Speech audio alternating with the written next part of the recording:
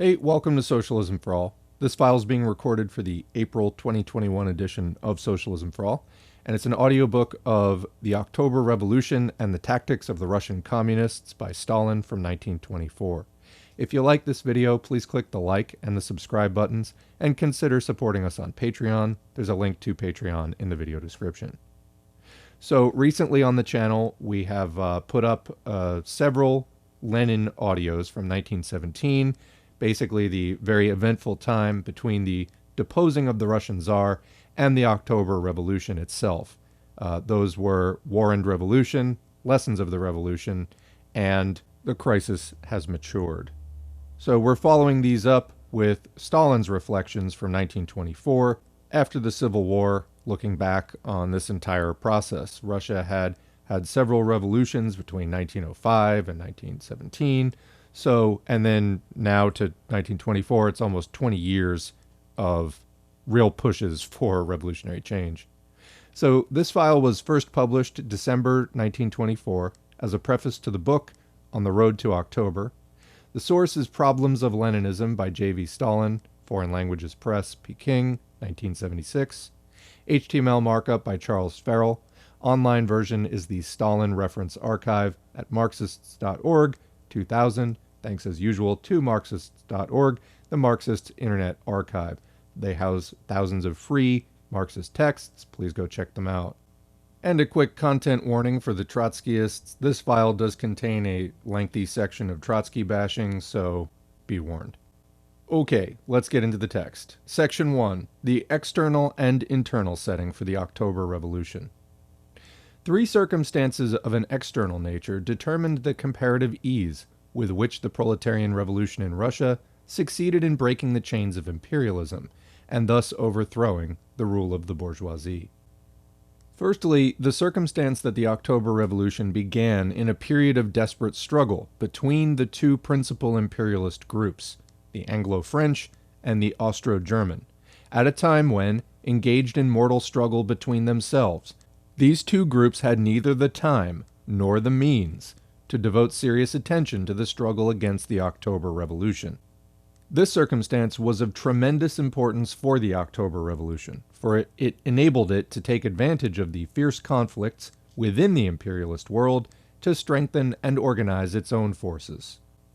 Secondly, the circumstance that the October Revolution began during the imperialist war, at a time when the laboring masses, exhausted by the war and thirsting for peace, were, by the very logic of facts, led up to the proletarian revolution as the only way out of the war. This circumstance was of extreme importance for the October Revolution, for it put into its hands the mighty weapon of peace, made it easier for it to link the Soviet Revolution with the ending of the hated war, and thus created mass sympathy for it both in the West, among the workers, and in the East, among the oppressed peoples. Thirdly, the existence of a powerful working class movement in Europe, and the fact that a revolutionary crisis was maturing in the West and in the East, brought on by the protracted imperialist war. This circumstance was of inestimable importance for the revolution in Russia, for it ensured the revolution faithful allies outside Russia in its struggle against world imperialism. But in addition to circumstances of an external nature, there were also a number of favorable internal conditions which facilitated the victory of the October Revolution. Of these conditions, the following must be regarded as the chief ones. Firstly, the October Revolution enjoyed the most active support of the overwhelming majority of the working class in Russia. Secondly, it enjoyed the undoubted support of the poor peasants and of the majority of the soldiers who were thirsting for peace and land. Thirdly, it had at its head, as its guiding force, such a tried and tested party as the Bolshevik Party, strong not only by reason of its experience and discipline acquired through the years, but also by reason of its vast connections with the laboring masses. Fourthly, the October Revolution was confronted by enemies who were comparatively easy to overcome, such as the rather weak Russian bourgeoisie, a landlord class which was utterly demoralized by peasant revolts, and the compromising parties, the Mensheviks and the Socialist Revolutionaries, which had become completely bankrupt during the war. Fifthly, it had at its disposal the vast expanses of the young state, in which it was able to maneuver freely, retreat when circumstances so required, enjoy a respite, gather strength, etc. Sixthly, in its struggle against counter-revolution, the October Revolution could count upon sufficient resources of food, fuel, and raw materials within the country. The combination of these external and internal circumstances created that peculiar situation which determined the comparative ease with which the October Revolution won its victory. This does not mean, of course, that there were no unfavorable features in the external and internal setting of the October Revolution. Think of such an unfavorable feature as, for example, the isolation, to some extent, of the October Revolution, the absence near it or bordering on it of a Soviet country on which it could rely for support. Undoubtedly, the future revolution, for example, in Germany, will be in a more favorable situation in this respect, for it has in close proximity a powerful Soviet country like our Soviet Union. I need not mention so unfavorable a feature of the October Revolution as the absence of a proletarian majority within the country. But these unfavorable features only emphasize the tremendous importance of the peculiar internal and external conditions of the October Revolution of which I've spoken above. These peculiar conditions must not be lost sight of for a single moment. They must be borne in mind particularly in analyzing the events of the autumn of 1923 in Germany. Above all, they should be borne in mind by Trotsky, who draws an unfounded analogy between the October Revolution and the revolution in Germany, and lashes violently at the German Communist Party for its actual and alleged mistakes. Quote, "It was easy for Russia," says Lenin, "in the specific, historically very special situation of 1917 to start the socialist revolution, but it will be more difficult for Russia than for the European countries to continue the revolution and carry it through to the end. I had occasion to point this out already at the beginning of 1918, and our experience of the past 2 years has entirely confirmed the correctness of this view. Such specific conditions as 1. The possibility of linking up the Soviet revolution with the ending, as a consequence of this revolution, of the imperialist war, which had exhausted the workers and peasants to an incredible degree. 2. The possibility of taking advantage for a certain time of the mortal conflict between two world-powerful groups of imperialist robbers who were unable to unite against their Soviet enemy. 3. The possibility of enduring a comparatively lengthy civil war, partly owing to the enormous size of the country and to the poor means of communication. 4. The existence of such a profound bourgeois democratic revolutionary movement among the peasantry that the party of the proletariat was able to take the revolutionary demands of the peasant party, the Socialist Revolutionary Party, the majority of the members of which were definitely hostile to Bolshevism, and realize them at once thanks to the conquest of political power by the proletariat. Such specific conditions do not exist in Western Europe at present, and a repetition of such or similar conditions will not come so easily. That, by the way, apart from a number of other causes, is why it will be more difficult for Western Europe to start a socialist revolution than it was for us." Unquote. That is from Left-Wing Communism and Infantile Disorder. These words of Lenin's should not be forgotten. Section 2. Two specific features of the October Revolution, or October and Trotsky's theory of permanent revolution.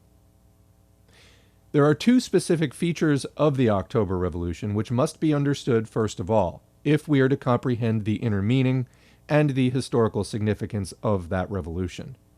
What are these features? Firstly, the fact that the dictatorship of the proletariat was born in our country as a power which came into existence on the basis of an alliance between the proletariat and the laboring masses of the peasantry, the latter being led by the proletariat. Secondly, the fact that the dictatorship of the proletariat became established in our country as a result of the victory of socialism in one country, a country in which capitalism was little developed, while capitalism was preserved in other countries where capitalism was more highly developed. This does not mean, of course, that the October Revolution has no other specific features, but it is precisely these two specific features that are important for us at the present moment, not only because they distinctly express the essence of the October Revolution, but also because they brilliantly reveal the opportunist nature of the theory of permanent revolution. Let us briefly examine these features. The question of the laboring masses of the petty bourgeoisie, both urban and rural, the question of winning these masses to the side of the proletariat, is highly important for the proletarian revolution. Whom will the laboring people of town and country support in the struggle for power, the bourgeoisie or the proletariat? Whose reserve will they become, the reserve of the bourgeoisie or the reserve of the proletariat? On this depend the fate of the revolution and the stability of the dictatorship of the proletariat. The revolutions in France in 1848 and 1871 came to grief chiefly because the peasant reserves proved to be on the side of the bourgeoisie. The October Revolution was victorious because it was able to deprive the bourgeoisie of its peasant reserves, because it was able to win these reserves to the side of the proletariat, and because in this revolution the proletariat proved to be the only guiding force for the vast masses of the laboring people of town and country. He who has not understood this will never understand either the character of the October Revolution, or the nature of the dictatorship of the proletariat, or the specific characteristics of the internal policy of our proletarian power. The dictatorship of the proletariat is not simply a governmental top stratum skillfully selected by the careful hand of an experienced strategist, and judiciously relying on the support of one section or another of the population. The dictatorship of the proletariat is the class alliance between the proletariat and the laboring masses of the peasantry for the purpose of overthrowing capital, for achieving the final victory of socialism, on the condition that the guiding force of this alliance is the proletariat. Thus, it is not a question of slightly underestimating or slightly overestimating the revolutionary potentialities of the peasant movement, as certain diplomatic advocates of permanent revolution are now fond of expressing it. It is a question of the nature of the new proletarian state which arose as a result of the October Revolution. It is a question of the character of the proletarian power, of the foundations of the dictatorship of the proletariat itself. Quote, "The dictatorship of the proletariat," says Lenin, "is a special form of class alliance between the proletariat, the vanguard of the working people, and the numerous non-proletarian strata of working people, the petty bourgeoisie, the small proprietors, the peasantry, the intelligentsia, etc., or the majority of these. It is an alliance against capital, an alliance aimed at the complete overthrow of capital, at the complete suppression of the resistance of the bourgeoisie, and of any attempt on its part at restoration, an alliance aimed at the final establishment and consolidation of socialism." Unquote. This is the foreword to the published speech on deceiving the people with slogans about liberty and equality.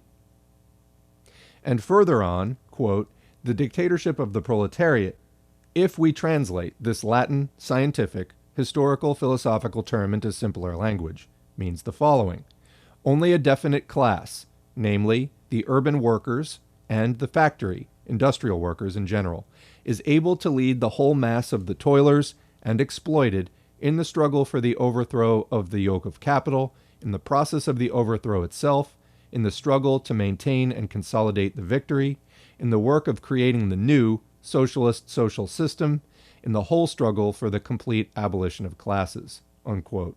That is from A Great Beginning. Such is the theory of the dictatorship of the proletariat given by Lenin. One of the specific features of the October Revolution is the fact that this revolution represents a classic application of Lenin's theory of the dictatorship of the proletariat. Some comrades believe that this theory is a purely Russian theory, applicable only to Russian conditions. That is wrong. It is absolutely wrong. In speaking of the laboring masses of the non-proletarian classes which are led by the proletariat, Lenin has in mind not only the Russian peasants, but also the laboring elements of the border regions of the Soviet Union, which until recently were colonies of Russia. Lenin constantly reiterated that without an alliance with these masses of other nationalities, the proletariat of Russia couldn't achieve victory. In his articles on the national question and in his speeches at the congresses of the Comintern, Lenin repeatedly said that the victory of the world revolution was impossible without a revolutionary alliance, a revolutionary bloc, between the proletariat of the advanced countries and the oppressed people of the enslaved colonies.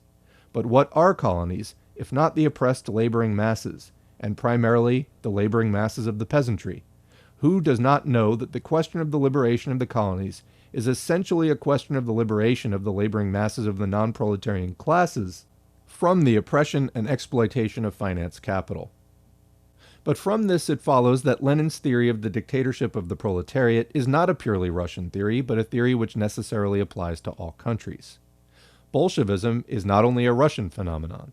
Bolshevism, says Lenin, quote, is a model of tactics for all. That is from The Proletarian Revolution and the Renegade Kautsky. Such are the characteristics of the first specific feature of the October Revolution. How do matters stand with regard to Trotsky's theory of permanent revolution in the light of this specific feature of the October Revolution? We shall not dwell at length on Trotsky's position in 1905, when he, quote, simply forgot all about the peasantry as a revolutionary force and advanced the slogan of no czar but a workers' government. That is, the slogan of revolution without the peasantry. Even Radek, that diplomatic defender of permanent revolution, is now obliged to admit that permanent revolution in 1905 meant a, quote, leap into the air away from reality. Now, apparently everyone admits that it is not worthwhile bothering with this leap into the air anymore. Nor shall we dwell at length on Trotsky's position in the period of the war, say in 1915, when in his article, The Struggle for Power, proceeding from the fact that, quote, we are living in the era of imperialism, that imperialism, quote, sets up not the bourgeois nation in opposition to the old regime, but the proletariat in opposition to the bourgeois nation, unquote, he arrived at the conclusion that the revolutionary role of the peasantry was bound to subside, that the slogan of the confiscation of the land no longer had the same importance as formerly. It is well known that at that time, Lenin, examining this article of Trotsky's, accused him of, quote, denying, quote, the role of the peasantry, and said that, quote, Trotsky is in fact helping the liberal labor politicians in Russia, who understand denial of the role of the peasantry to mean refusal to rouse the peasants to revolution, unquote. That is from Two Lines of the Revolution. Let us rather pass on to the later works of Trotsky on this subject, to the works of the period when the proletarian dictatorship had already become established, and when Trotsky had had the opportunity to test his theory of permanent revolution in the light of actual events, and to correct his errors. Let us take Trotsky's preface to his book, The Year 1905, written in 1922. Here is what Trotsky says in this preface concerning permanent revolution. Quote, it was precisely during the interval between January 9 and the October strike of 1905 that the views on the character of the revolutionary development of Russia, which came to be known as the theory of permanent revolution, crystallized in the author's mind. This abstruse term represented the idea that the Russian Revolution, whose immediate objectives were bourgeois in nature, could not, however, stop when these objectives had been achieved. The revolution would not be able to solve its immediate bourgeois problems, except by placing the proletariat in power. And the latter, upon assuming power, would not be able to confine itself to the bourgeois limits of the revolution. On the contrary, precisely in order to ensure its victory, the proletarian vanguard would be forced in the very early stages of its rule to make deep inroads not only into feudal property, but into bourgeois property as well. In this, it would come into hostile collision not only with all the bourgeois groupings which supported the proletariat during the first stages of its revolutionary struggle, but also with the broad masses of the peasantry with whose assistance it came into power. The contradictions in the position of a workers' government in a backward country with an overwhelmingly peasant population could be solved only on an international scale in the arena of the world proletarian revolution. Unquote. That is what Trotsky says about his permanent revolution. One need only compare this quotation with the above quotations from Lenin's works on the dictatorship of the proletariat to perceive the great chasm that separates Lenin's theory of the dictatorship of the proletariat from Trotsky's theory of permanent revolution. Lenin speaks of the alliance between the proletariat and the laboring strata of the peasantry as the basis of the dictatorship of the proletariat. Trotsky sees a, quote, hostile collision between the proletarian vanguard and, quote, the broad masses of the peasantry. Lenin speaks of the leadership of the toiling and exploited masses by the proletariat. Trotsky sees, quote, contradictions in the position of a workers' government in a backward country with an overwhelmingly peasant population. According to Lenin, the revolution draws its strength primarily from among the workers and peasants of Russia itself. According to Trotsky, the necessary strength can be found only, quote, in the arena of the world proletarian revolution. But what if the world revolution is fated to arrive with some delay? Is there any ray of hope for our revolution? Trotsky offers no ray of hope, for, quote, the contradictions in the position of a workers' government could be solved only in the arena of the world proletarian revolution, unquote. According to this plan, there is but one prospect left for our revolution, to vegetate in its own contradictions and rot away while waiting for the world revolution. What is the dictatorship of the proletariat according to Lenin? The dictatorship of the proletariat is a power which rests on an alliance between the proletariat and the laboring masses of the peasantry for, quote, the complete overthrow of capital and for, quote, the final establishment and consolidation of socialism. What is the dictatorship of the proletariat according to Trotsky? The dictatorship of the proletariat is a power which comes, quote, into hostile collision with, quote, the broad masses of the peasantry, and seeks the solution of its, quote, contradictions only, quote, in the arena of the world proletarian revolution. What difference is there between this theory of permanent revolution and the well-known theory of Menshevism, which repudiates the concept of the dictatorship of the proletariat? Essentially, there is no difference. There can be no doubt at all. Permanent revolution is not a mere underestimation of the revolutionary potentialities of the peasant movement. Permanent revolution is an underestimation of the peasant movement, which leads to the repudiation of Lenin's theory of the dictatorship of the proletariat. Trotsky's permanent revolution is a variety of Menshevism. This is how matters stand with regard to the first specific feature of the October Revolution. What are the characteristics of the second specific feature of the October Revolution? In his study of imperialism, especially in the period of the war, Lenin arrived at the law of the uneven, spasmodic, economic, and political development of the capitalist countries.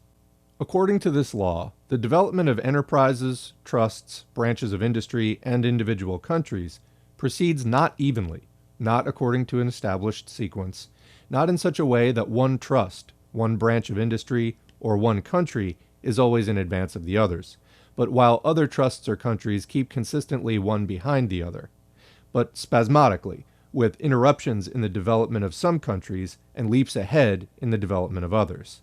Under these circumstances, the, quote, quite legitimate striving of the countries that have slowed down to hold their old positions, and the equally legitimate striving of the countries that have left ahead to seize new positions, lead to a situation in which armed clashes among the imperialist countries become an inescapable necessity.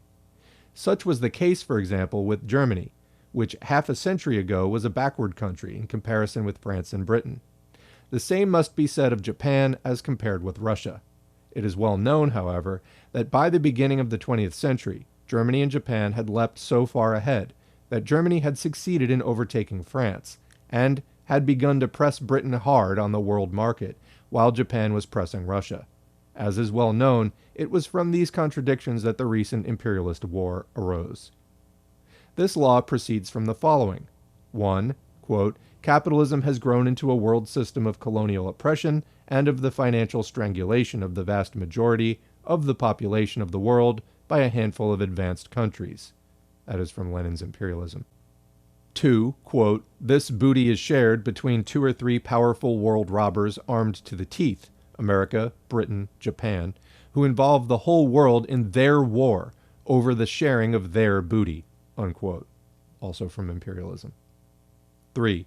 The growth of contradictions within the world system of financial oppression and the inevitability of armed clashes lead to the world front of imperialism becoming easily vulnerable to revolution, and to a breach in this front in individual countries becoming probable. 4. This breach is most likely to occur at those points, and in those countries, where the chain of the imperialist front is weakest, that is to say, where imperialism is least consolidated, and where it is easiest for a revolution to expand. 5. In view of this, the victory of socialism in one country, even if that country is less developed in the capitalist sense, while capitalism remains in other countries, even if those countries are more highly developed in the capitalist sense, is quite possible and probable. Such, briefly, are the foundations of Lenin's theory of the proletarian revolution. What is the second specific feature of the October Revolution? The second specific feature of the October Revolution lies in the fact that this revolution represents a model of the practical application of Lenin's theory of the proletarian revolution. He who has not understood this specific feature of the October Revolution will never understand either the international nature of this revolution, or its colossal international might, or the specific features of its foreign policy. Quote, "Uneven economic and political development," says Lenin, quote, "is an absolute law of capitalism. Hence, the victory of socialism is possible first in several or even in one capitalist country taken separately. The victorious proletariat of that country, having expropriated the capitalists and organized its own socialist production, would stand up against the rest of the world, the capitalist world, attracting to its cause the oppressed classes of other countries, raising revolts in those countries against the capitalists, and, in the event of necessity, coming out even with armed force against the exploiting classes and their states. For the free union of nations in socialism is impossible without a more or less prolonged and stubborn struggle of the socialist republics against the backward states," unquote, from On the Slogan for a United States of Europe. The opportunists of all countries assert that the proletarian revolution can begin, if it is to begin anywhere at all, according to their theory, only in industrially developed countries, and that the more highly developed these countries are industrially, the more chances there are for the victory of socialism. Moreover, according to them, the possibility of the victory of socialism in one country, and one in which capitalism is little developed at that, is excluded as something absolutely improbable. As far back as the period of the war, Lenin, taking as his basis the law of the uneven development of the imperialist states, opposed to the opportunists his theory of the proletarian revolution about the victory of socialism in one country, even if that country is one in which capitalism is less developed. It is well known that the October Revolution fully confirmed the correctness of Lenin's theory of the proletarian revolution. How do matters stand with Trotsky's permanent revolution in the light of Lenin's theory of the victory of the proletarian revolution in one country? Let us take Trotsky's pamphlet, Our Revolution, 1906. Trotsky writes, quote, "Without direct state support from the European proletariat, the working class of Russia will not be able to maintain itself in power and to transform its temporary rule into a lasting socialist dictatorship. This we cannot doubt for an instant," unquote. What does this quotation mean? It means that the victory of socialism in one country, in this case Russia, is impossible, quote, "without direct state support from the European proletariat," i.e., before the European proletariat has conquered power. What is there in common between this theory and Lenin's thesis on the possibility of the victory of socialism, quote, "in one capitalist country taken separately"? Clearly, there is nothing in common. But let us assume that Trotsky's pamphlet, which was published in 1906, at a time when it was difficult to determine the character of our revolution, contains inadvertent errors and does not fully correspond to Trotsky's views at a later period.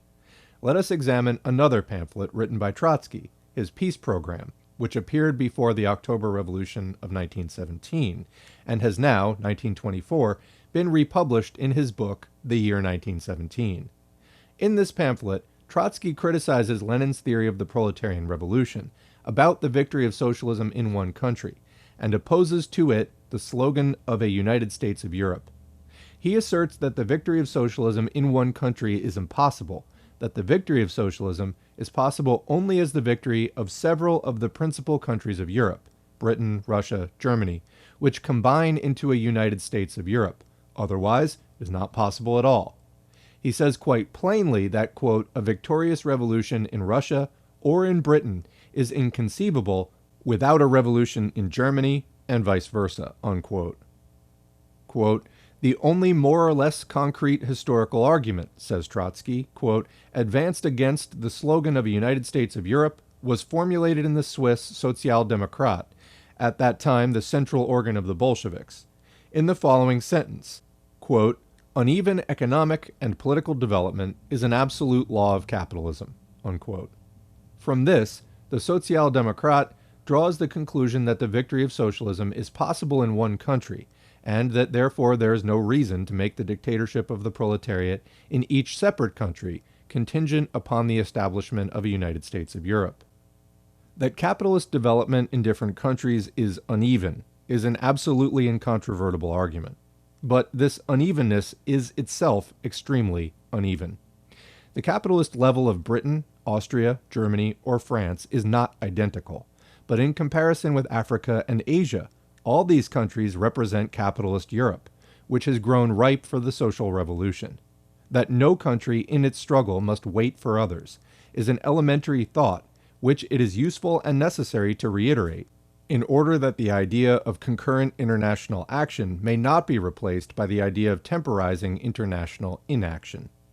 Without waiting for the others, we begin and continue the struggle nationally, in the full confidence that our initiative will give an impetus to the struggle in other countries.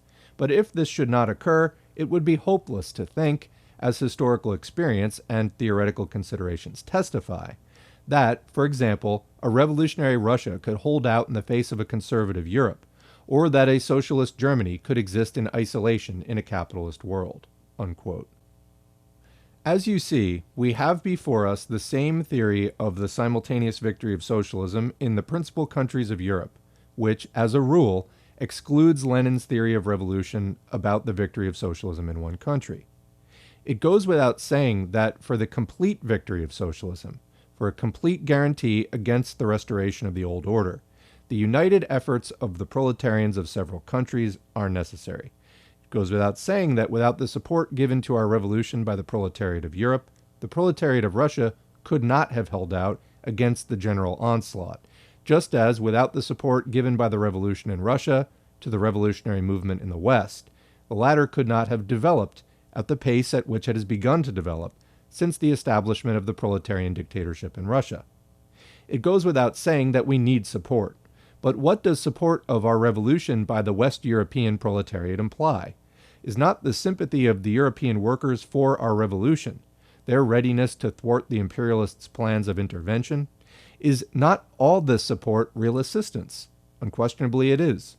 Without such support, without such assistance, not only from the European workers, but also from the colonial and dependent countries, the proletarian dictatorship in Russia would have been hard-pressed.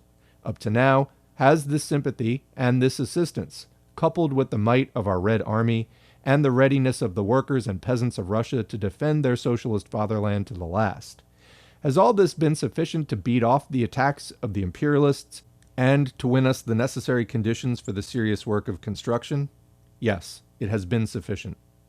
Is this sympathy growing stronger, or is it waning? Unquestionably, it is growing stronger. Hence, we have favorable conditions, not only for pushing on with the organizing of socialist economy, but also, in our turn, for giving support to the West European workers and to the oppressed peoples of the East. Yes, we have. This is eloquently proved by the 7 years' history of the proletarian dictatorship in Russia.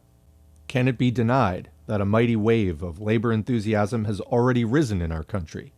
No, it cannot be denied. After all this, what does Trotsky's assertion that a revolutionary Russia could not hold out in the face of a conservative Europe signify?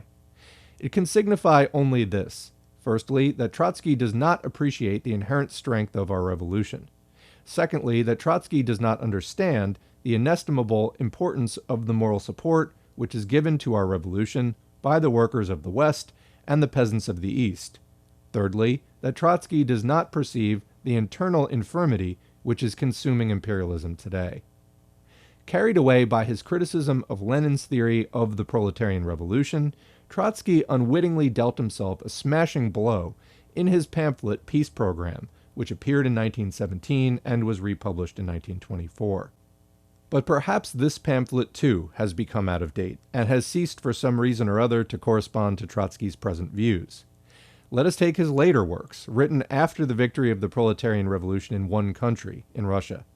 Let us take, for example, Trotsky's postscript, written in 1922 for the new edition of his pamphlet Peace Program. Here is what he says in this postscript. Quote, "The assertion reiterated several times in the peace program that a proletarian revolution cannot culminate victoriously within national bounds may perhaps seem to some readers to have been refuted by the nearly 5 years' experience of our Soviet Republic. But such a conclusion would be unwarranted. The fact that the workers' state has held out against the whole world in one country, and a backward country at that, testifies to the colossal might of the proletariat, which in other, more advanced, more civilized countries will be truly capable of performing miracles. But while we have held our ground as a state politically and militarily, we have not arrived, or even begun to arrive, at the creation of a socialist society. As long as the bourgeoisie remains in power in the other European countries, we shall be compelled, in our struggle against economic isolation, to strive for agreements with the capitalist world.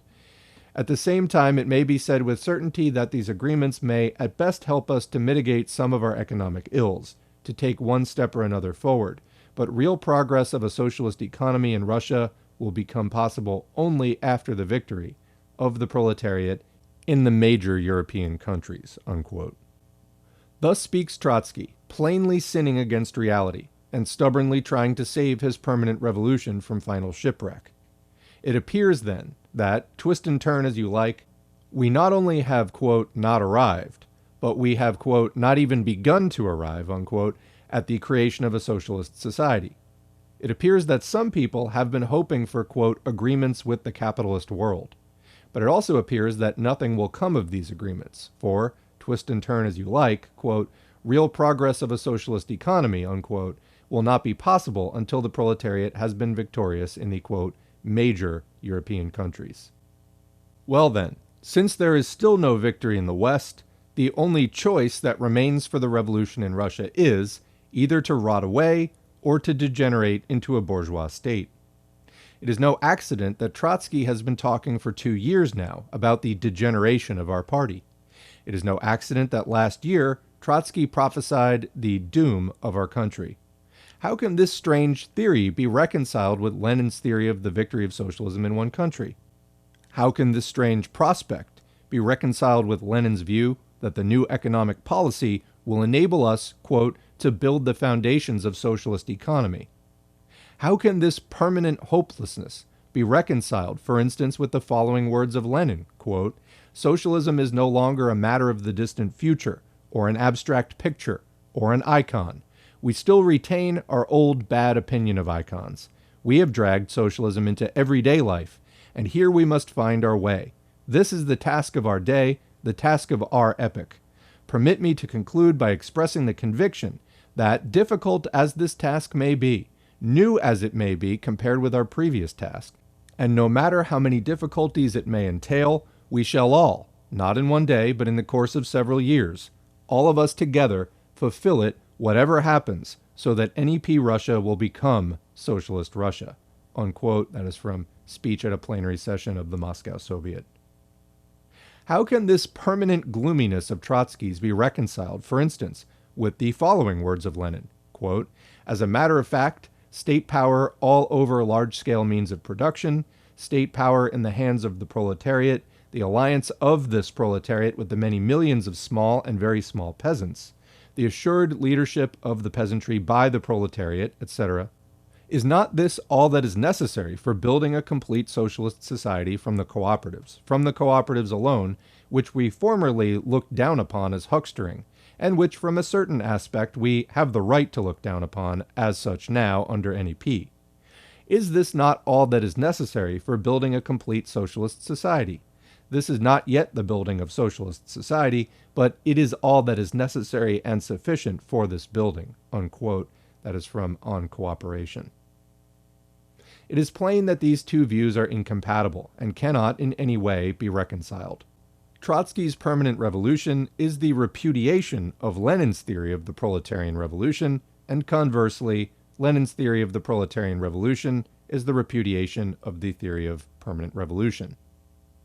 Lack of faith in the strength and capacities of our revolution, lack of faith in the strength and capacity of the Russian proletariat, that is what lies at the root of the theory of permanent revolution.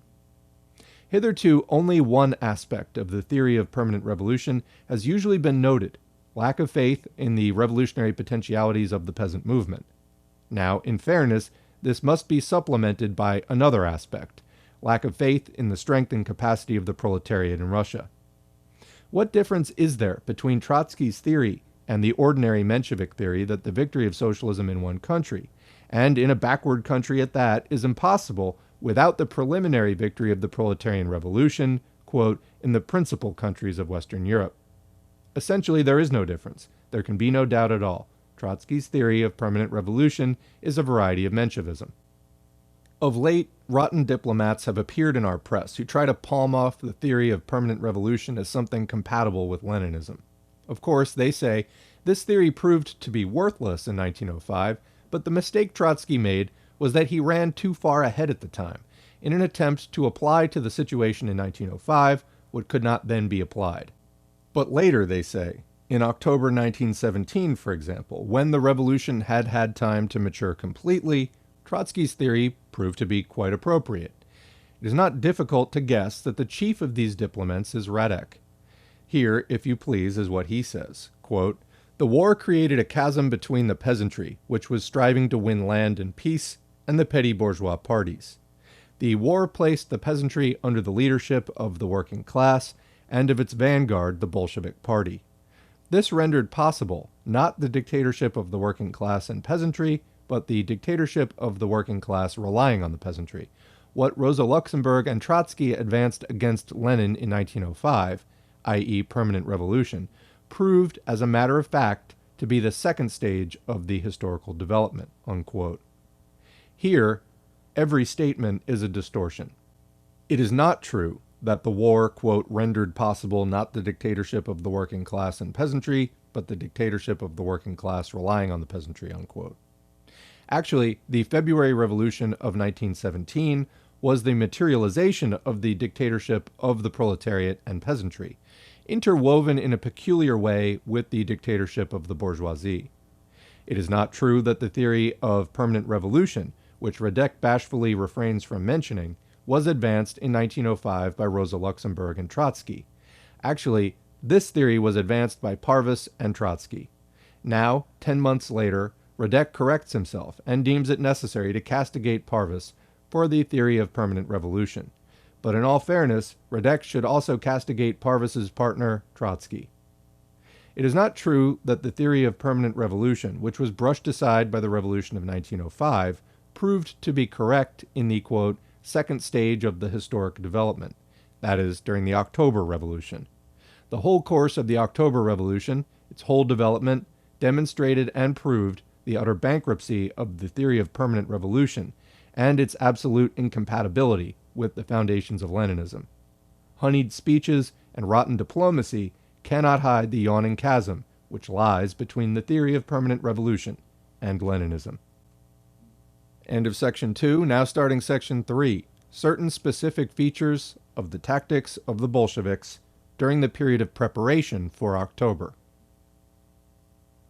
In order to understand the tactics pursued by the Bolsheviks during the period of preparation for October, we must get a clear idea of at least some of the particularly important features of those tactics. This is all the more necessary since, in numerous pamphlets on the tactics of the Bolsheviks, precisely these features are frequently overlooked. What are these features? First specific feature. If one were to listen to Trotsky, one would think that there were only two periods in the history of the preparation for October, the period of reconnaissance and the period of uprising, and that all else comes from the evil one. What was the April demonstration of 1917? Quote, "The April demonstration, which went more to the left than it should have, was a reconnoitering sortie for the purpose of probing the disposition of the masses and the relations between them and the majority in the Soviets," unquote.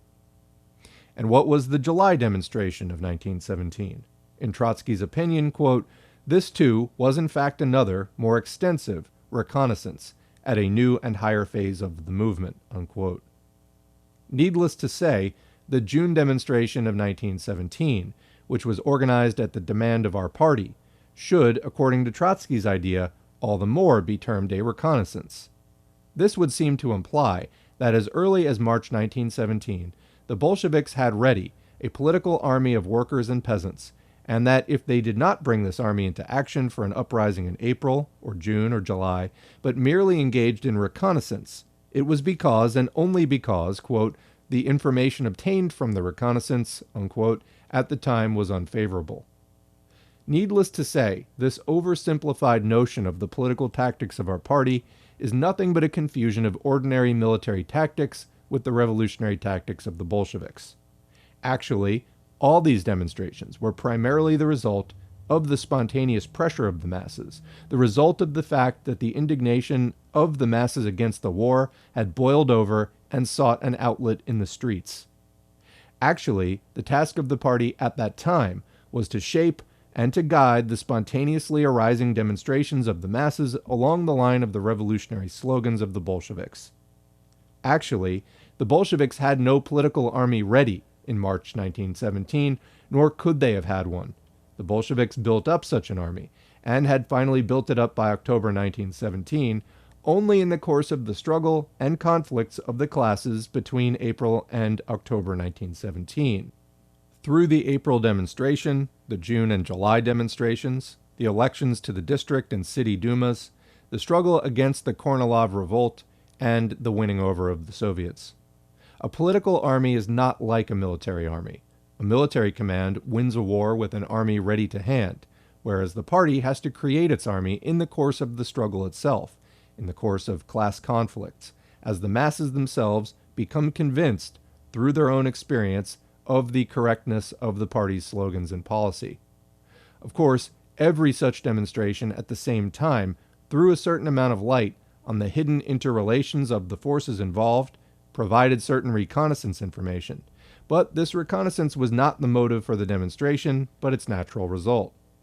In analyzing the events preceding the uprising in October, and comparing them with the events that marked the period from April to July, Lenin says, quote, "The situation now is not at all what it was prior to April 20 to 21st, June 9, July 3rd.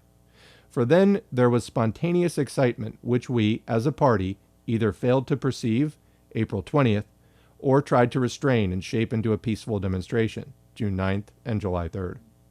For at that time we were fully aware that the Soviets were not yet ours, that the peasants still trusted the Lieber, Don, Chernov course, and not the Bolshevik course, uprising, and that consequently we could not have had the majority of the people behind us, and hence an uprising was premature," unquote. That is from a letter to comrades. It is plain that reconnaissance alone does not get one very far.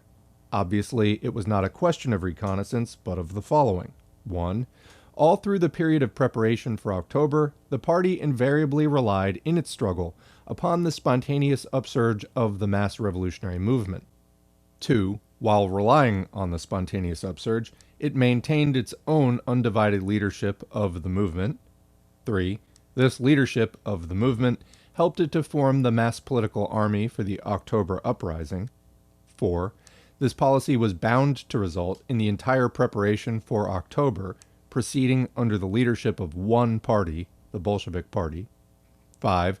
This preparation for October, in its turn, brought it about that as a result of the October uprising, power was concentrated in the hands of one party, the Bolshevik Party.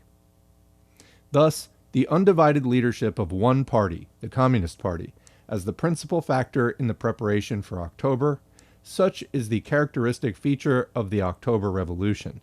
Such is the first specific feature of the tactics of the Bolsheviks in the period of preparation for October. It scarcely needs proof that without this feature of Bolshevik tactics, the victory of the dictatorship of the proletariat in the conditions of imperialism would have been impossible. In this, the October Revolution differs favorably from the Revolution of 1871 in France, where the leadership was divided between two parties, neither of which could be called a communist party. Second specific feature. The preparation for October thus proceeded under the leadership of one party, the Bolshevik Party. But how did the party carry out this leadership? Along what line did the latter proceed? This leadership proceeded along the line of isolating the compromising parties. as the most dangerous groupings in the period of the outbreak of the revolution, the line of isolating the socialist revolutionaries and Mensheviks. What is the fundamental strategic rule of Leninism? It is the recognition of the following. 1. The compromising parties are the most dangerous social support of the enemies of the revolution in the period of the approaching revolutionary outbreak.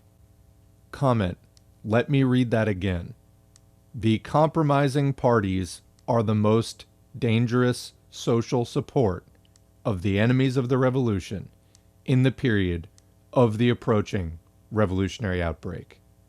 Continuing to comment, if we take these words seriously, this is why we are always attacking the SocDems, Social Democrats, and Radlibs, because they are the opportunistic compromisers who will support the enemies of any kind of revolution that we are able to organize.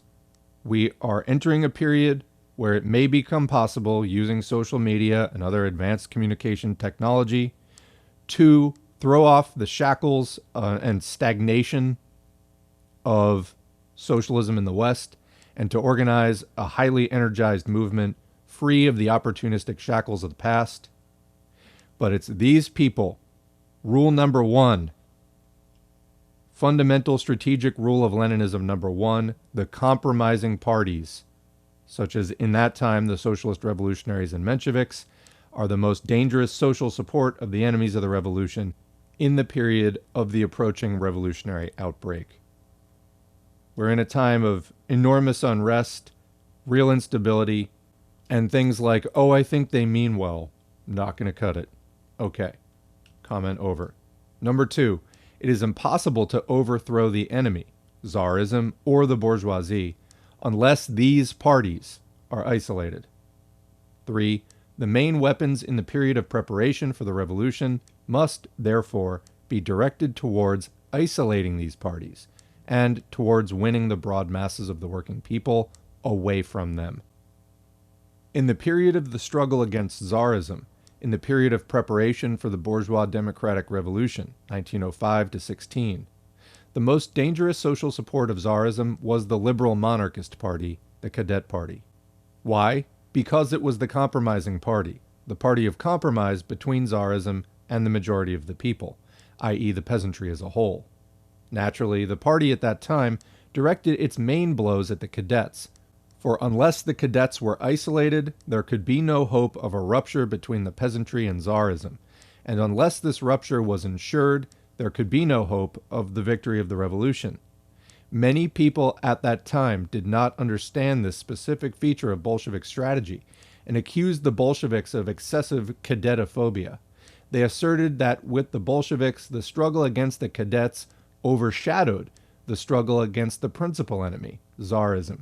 But these accusations, for which there was no justification, revealed an utter failure to understand the Bolshevik strategy, which called for the isolation of the compromising party in order to facilitate, to hasten the victory over the principal enemy. It scarcely needs proof that without this strategy, the hegemony of the proletariat in the bourgeois democratic revolution would have been impossible. In the period of preparation for October, the center of gravity of the conflicting forces shifted to another plane. The Tsar was gone. The Cadet Party had been transformed from a compromising force into a governing force, into the ruling force of imperialism.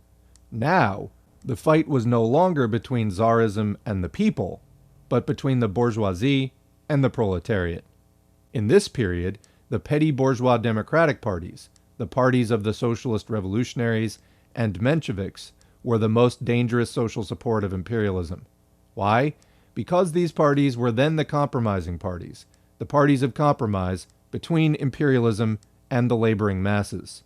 Naturally, the Bolsheviks at that time directed their main blows at these parties, for unless these parties were isolated, there could be no hope of a rupture between the laboring masses and imperialism, and unless this rupture was ensured, there could be no hope of the victory of the Soviet Revolution.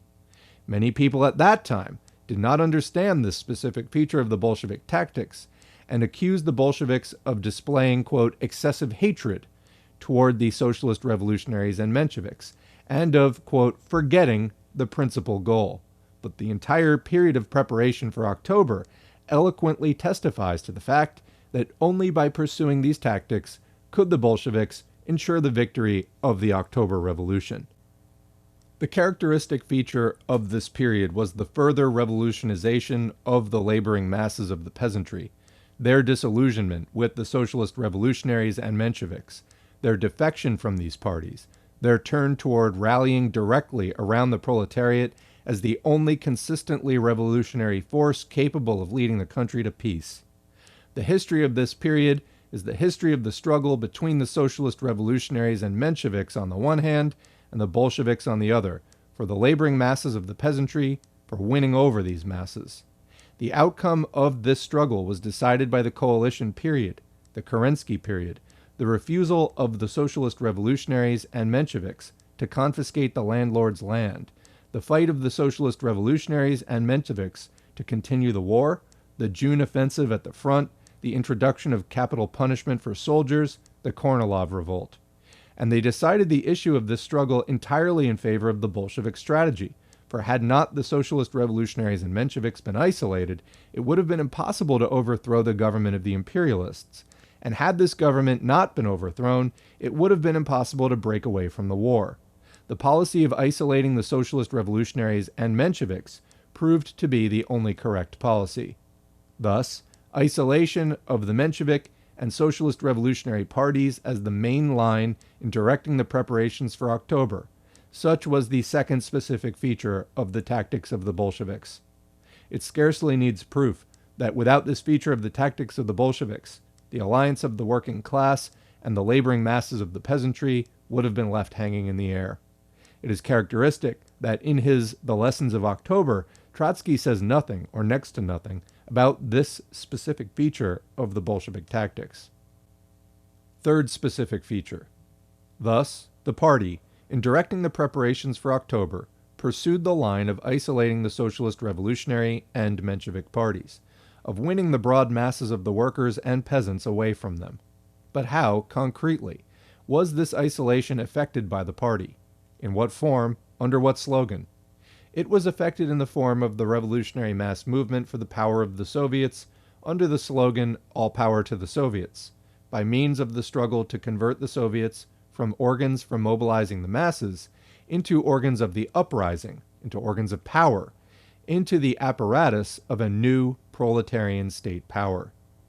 Why was it precisely the Soviets that the Bolsheviks seized upon as the principal organizational lever that could facilitate the task of isolating the Mensheviks and socialist revolutionaries, that was capable of advancing the cause of the proletarian revolution, and that was destined to lead the millions of laboring masses to the victory of the dictatorship of the proletariat?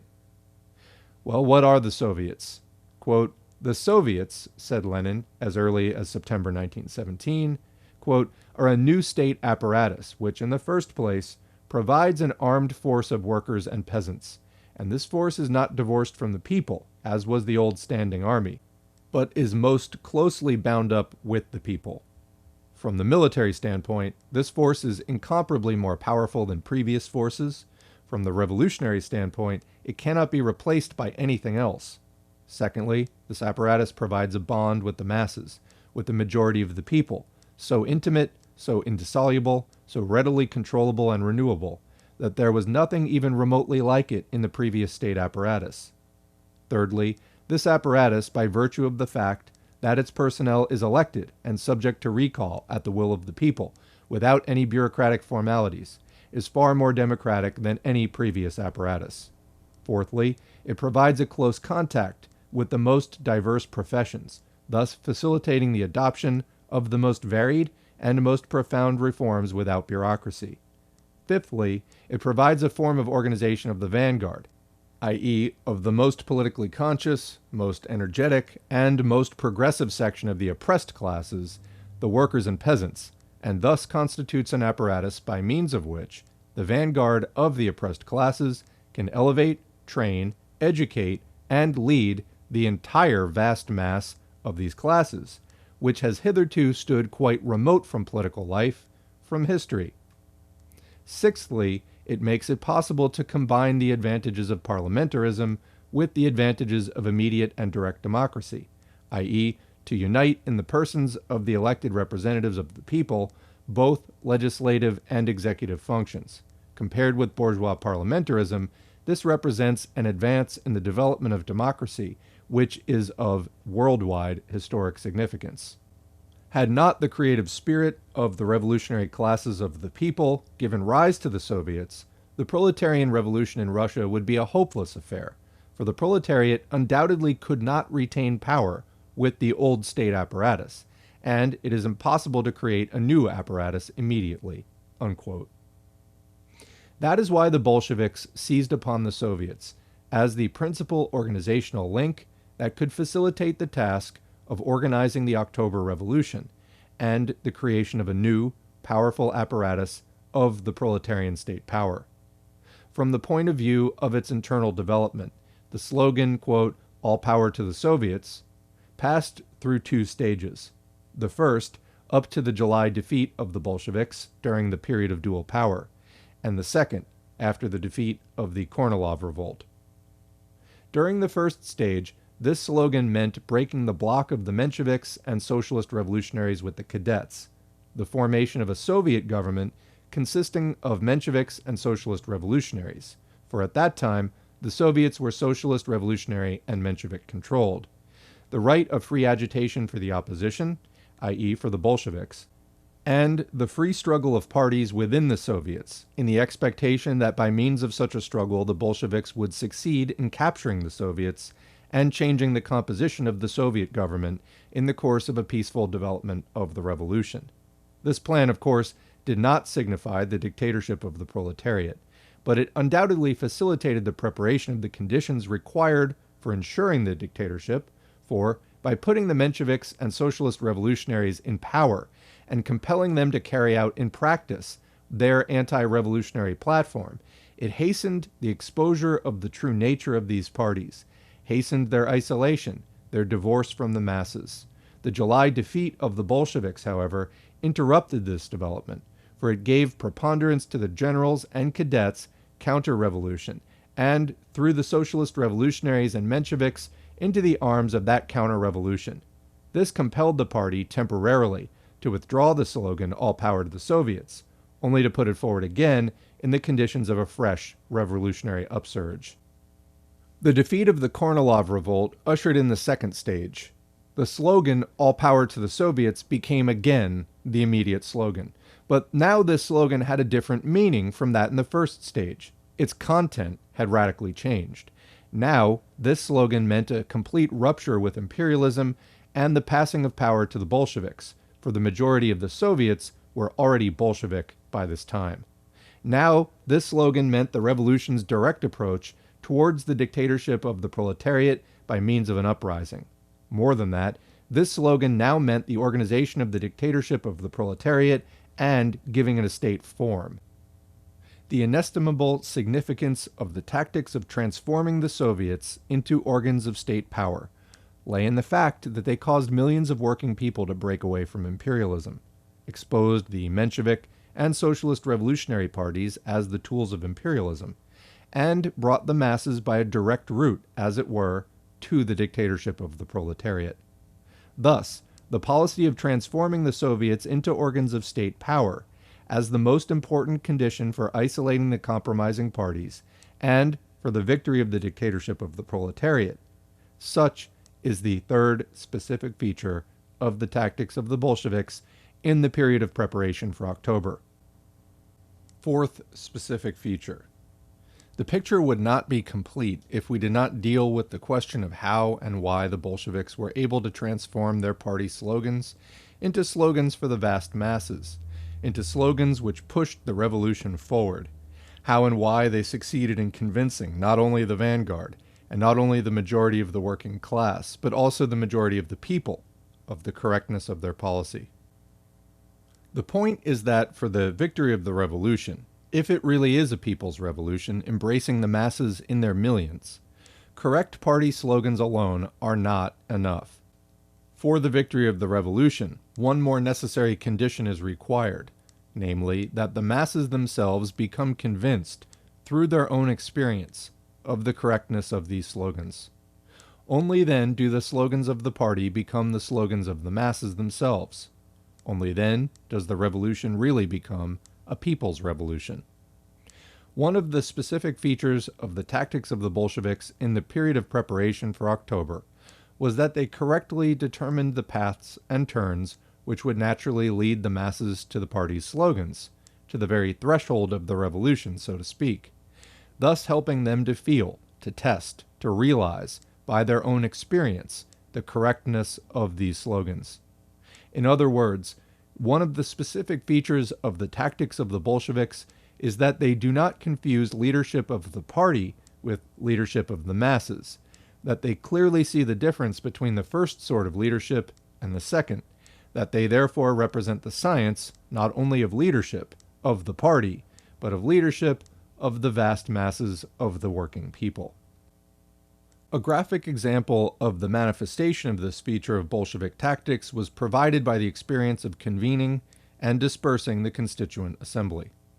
It is well known that the Bolsheviks advanced the slogan of a Republic of Soviets as early as April 1917. It is well known that the Constituent Assembly was a bourgeois parliament, fundamentally opposed to the principles of a Republic of Soviets. How could it happen that the Bolsheviks, who were advancing towards a Republic of Soviets, at the same time demanded that the provisional government should immediately convene the Constituent Assembly? How could it happen that the Bolsheviks not only took part in the elections, but themselves convened the Constituent Assembly? How could it happen that a month before the uprising, in the transition from the old to the new, the Bolsheviks considered a temporary combination of a Republic of Soviets with the Constituent Assembly possible? This happened because, 1. The idea of a Constituent Assembly was one of the most popular ideas among the broad masses of the population. 2. The slogan of the immediate convocation of the Constituent Assembly helped to expose the counter-revolutionary nature of the provisional government. 3. In order to discredit the idea of a Constituent Assembly in the eyes of the masses, it was necessary to lead the masses to the walls of the Constituent Assembly with their demands for peace, for the power of the Soviets, thus bringing them face to face with the actual, live Constituent Assembly. 4. Only this could help the masses to become convinced, through their own experience of the counter-revolutionary nature of the Constituent Assembly, and of the necessity of dispersing it. 5. All this naturally presupposed the possibility of a temporary combination of the Republic of Soviets with the Constituent Assembly, as one of the means for eliminating the Constituent Assembly. 6.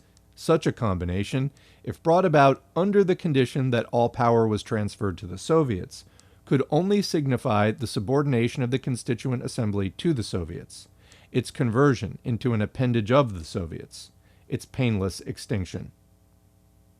It scarcely needs proof that had the Bolsheviks not adopted such a policy, the dispersion of the Constituent Assembly would not have taken place so smoothly, and the subsequent actions of the socialist revolutionaries and Mensheviks, under the slogan, "All power to the Constituent Assembly," would not have failed so signally.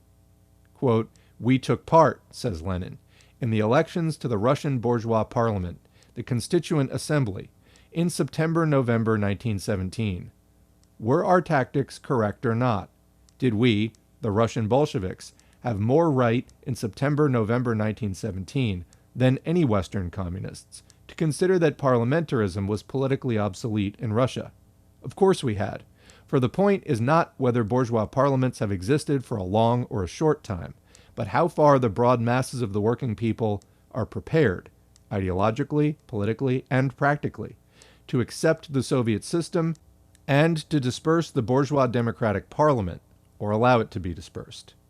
That, owing to a number of special conditions, the working class of the towns and the soldiers and peasants of Russia were, in September-November 1917, exceptionally well prepared to accept the Soviet system and to disperse the most democratic of bourgeois parliaments, is an absolutely incontestable and fully established historical fact. Nevertheless, the Bolsheviks did not boycott the Constituent Assembly but took part in the elections both before the proletariat conquered political power and after, unquote. That is from Left-Wing Communism and Infantile Disorder. Why then did they not boycott the Constituent Assembly?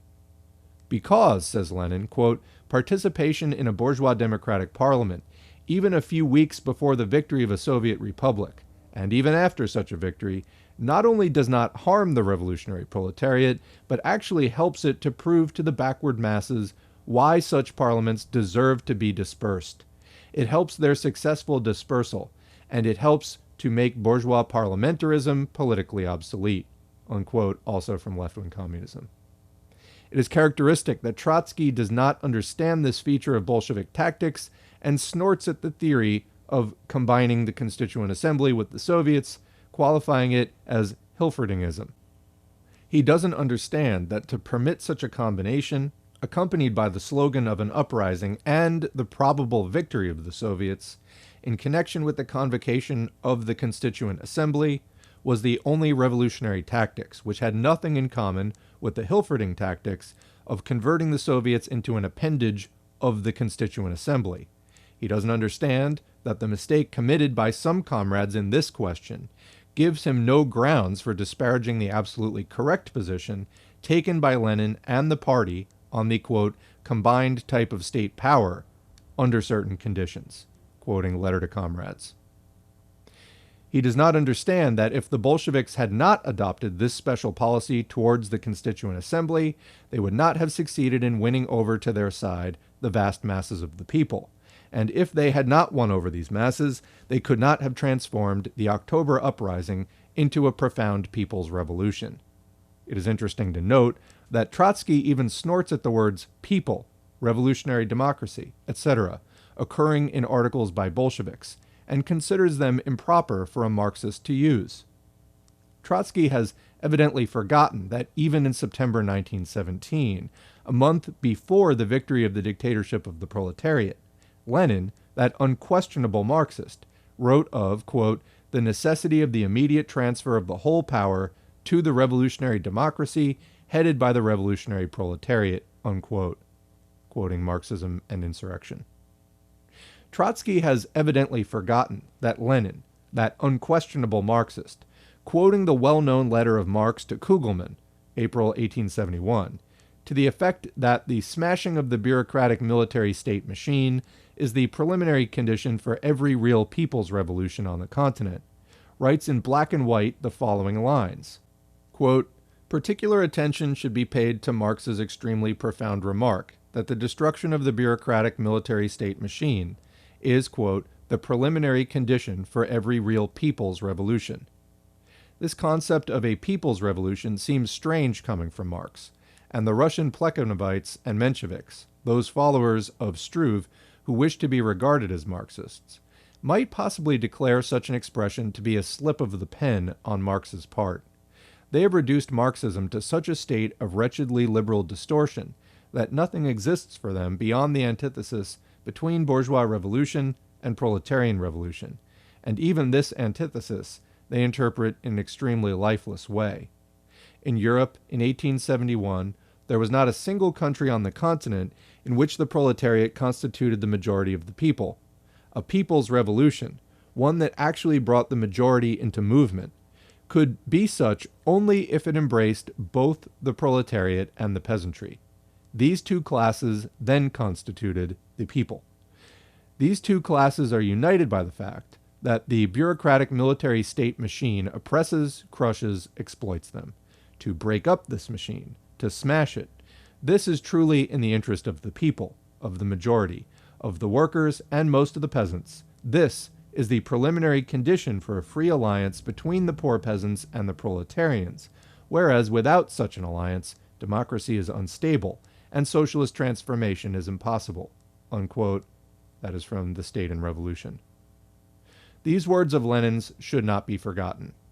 Thus, ability to convince the masses of the correctness of the party's slogans on the basis of their own experience by bringing them over to the revolutionary positions as the most important condition for the winning over of the millions of working people to the side of the party, such is the fourth specific feature of the tactics of the Bolsheviks in the period of preparation for October. I think that what I've said is quite sufficient to get a clear idea of the characteristic features of these tactics. That ends Section 3, now beginning Section 4, the October Revolution as the beginning of and the precondition for the world revolution. There can be no doubt that the universal theory of a simultaneous victory of the revolution in the principal countries of Europe, the theory that the victory of socialism in one country is impossible, has proved to be an artificial and untenable theory. The 7 years' history of the proletarian revolution in Russia speaks not for but against this theory. This theory is unacceptable, not only as a scheme of development of the world revolution, for it contradicts several facts.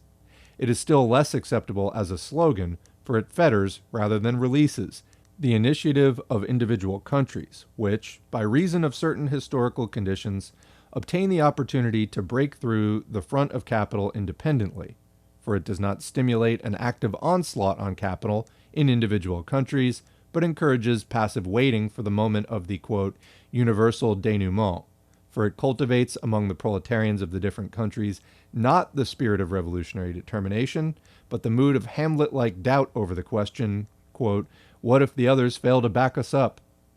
Lenin was absolutely right in saying that the victory of the proletariat in one country is the, quote, typical case. That, quote, a simultaneous revolution in a number of countries can only be a, quote, rare exception. That is from The Proletarian Revolution and the Renegade Kautsky. But, as is well known, Lenin's theory of revolution is not limited only to this side of the question. It is also the theory of the development of the world revolution. This is elaborated on in The Foundations of Leninism by Stalin. The victory of socialism in one country is not a self-sufficient task. The revolution which has been victorious in one country must regard itself not as a self-sufficient entity, but as an aid, as a means for hastening the victory of the proletariat in all countries. For the victory of the revolution in one country, in the present case Russia, is not only the product of the uneven development and progressive decay of imperialism, it is at the same time the beginning of and the precondition for the world revolution. Undoubtedly, the paths of development of the world revolution are not as plain as it may have seemed previously, before the victory of the revolution in one country, before the appearance of developed imperialism, which is, quote, the eve of the socialist revolution. For a new factor has arisen, the law of the uneven development of the capitalist countries, which operates under the condition of developed imperialism, and which implies the inevitability of armed collisions, the general weakening of the world front of capital, and the possibility of the victory of socialism in individual countries. For a new factor has arisen, the vast Soviet country, lying between the West and the East, between the center of the financial exploitation of the world and the arena of colonial oppression, a country which by its very existence is revolutionizing the whole world.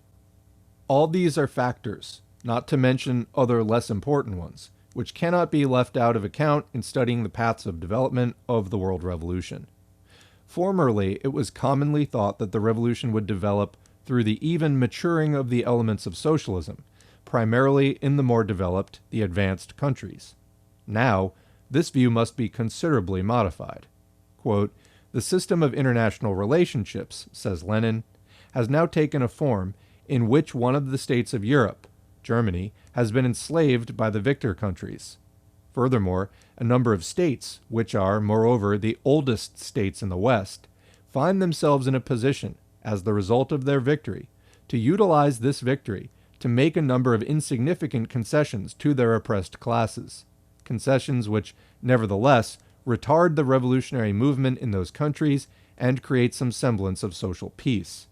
At the same time, precisely as a result of the last imperialist war, a number of countries, the East, India, China, etc., have been completely dislodged from their groove. Their development has definitely shifted to the general European capitalist lines. The general European ferment has begun to affect them, and it is now clear to the whole world that they have been drawn into a process of development that cannot but lead to a crisis in the whole of world capitalism." Unquote. In view of this fact, and in connection with it, quote, the West European capitalist countries will consummate their development towards socialism, not as we formerly expected. They are consummating it not by the even maturing of socialism in them, but by the exploitation of some countries by others, by the exploitation of the first of the countries to be vanquished in the imperialist war, combined with the exploitation of the whole of the East. On the other hand, precisely as a result of the First Imperialist War, the East has definitely come into the revolutionary movement, has been definitely drawn into the general maelstrom of the world revolutionary movement." Unquote. That is from Better Fewer But Better. If we add to this that not only the defeated countries and colonies are being exploited by the victorious countries, but that some of the victorious countries are falling into the orbit of financial exploitation at the hands of the most powerful of the victorious countries, America and Britain, that the contradictions among all these countries are an extremely important factor in the disintegration of world imperialism, that in addition to these contradictions, very profound contradictions exist and are developing within each of these countries, that all these contradictions are becoming more profound and more acute because of the existence, alongside these countries, of the Great Republic of Soviets. If all this is taken into consideration, then the picture of the special character of the international situation will become more or less complete. Most probably, the world revolution will develop by the breaking away of a number of new countries from the system of the imperialist states as a result of revolution, while the proletarians of these countries will be supported by the proletariat of the imperialist states. We see that the first country to break away, the first victorious country, is already being supported by the workers and the laboring masses of other countries. Without this support, it could not hold out. Undoubtedly, the support will increase and grow. But there can also be no doubt that the very development of the world revolution, the very process of the breaking away from imperialism of a number of new countries, will be the more rapid and thorough. The more thoroughly socialism becomes consolidated in the first victorious country, the faster this country is transformed into a base for the further unfolding of the world revolution, into a lever for the further disintegration of imperialism. While it is true that the final victory of socialism in the first country to emancipate itself is impossible without the combined efforts of the proletarians of several countries, it is equally true that the unfolding of the world revolution will be the more rapid and thorough, the more effective the assistance rendered by the first socialist country to the workers and laboring masses of all other countries. In what should this assistance be expressed? It should be expressed, firstly, in the victorious country achieving, quote, the utmost possible in one country for the development, support, and awakening of the revolution in all countries, quoting the Proletarian Revolution and the Renegade Kautsky. It should be expressed, secondly, in that the victorious proletariat of one country, quote, having expropriated the capitalists and organized its own socialist production, would stand up against the rest of the world, the capitalist world, attracting to its cause the oppressed classes of other countries, raising revolts in those countries against the capitalists, and in the event of necessity, coming out even with armed force against the exploiting classes and their states, unquote, from On the Slogan for a United States of Europe. The characteristic feature of the assistance given by the victorious country is not only that it hastens the victory of the proletarians of other countries, but also that, by facilitating this victory, it ensures the final victory of socialism in the first victorious country. Most probably, in the course of development of the world revolution, side by side with the centers of imperialism in individual capitalist countries, and with the system of these countries throughout the world, centers of socialism will be created in individual Soviet countries, and a system of these centers throughout the world, and the struggle between these two systems will fill the history of the unfolding of the world revolution. For, says Lenin, quote, the free union of nations in socialism is impossible without a more or less prolonged and stubborn struggle of the socialist republics against the backward states, unquote. Slogan for United States of Europe.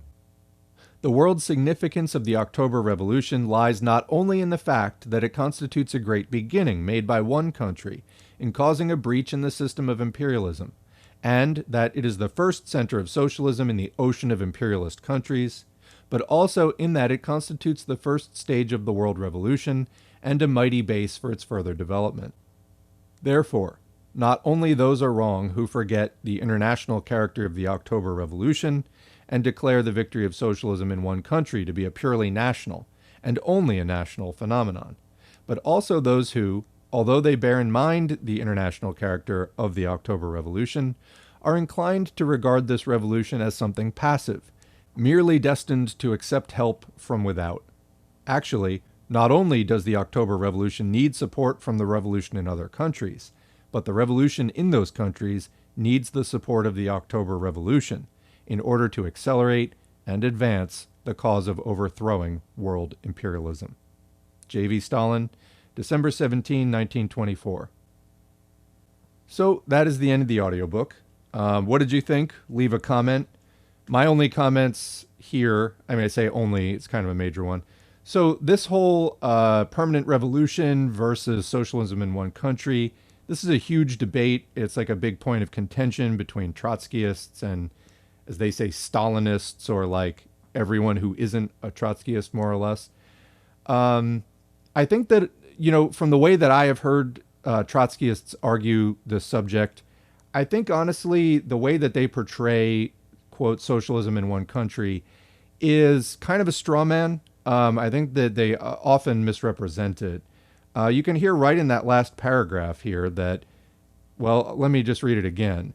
So, therefore, not only those are wrong who forget the international character of the October Revolution and declare the victory of socialism in one country to be a purely or merely national and only a national phenomenon, but also those who, although they bear in mind the international character of it, are inclined to regard it as something passive and, that they're going to be dependent on help from without. In other words, even the people who they're saying that this is, just some sort of like, purely national phenomenon. You can hear right in that paragraph, clearly that is not the case. And this is very early. This is 1924. So that's my take, that this is very sensible. I think that the attacks on this position, honestly, what else did you want the Soviet Union to do at this point? I think that it's sensible. And in fact, for whatever struggles the Soviet Union may have had in the 30s and 40s, World War II obviously was a gigantic problem, resulted in massive loss of life. The Soviet Union did serve as this kind of revolutionary engine of aid and support and education throughout the world. It's a travesty that it no longer exists. It had been brought down over a period of decades with liberalism infiltrating it. Of course, the United States is largely to blame there, decades of trying to undermine it. Anyway, I'm rambling now, so I'm going to cut it here, but leave your comments below. What do you think? And we will catch you in the next video. Thanks for listening. And that's the video.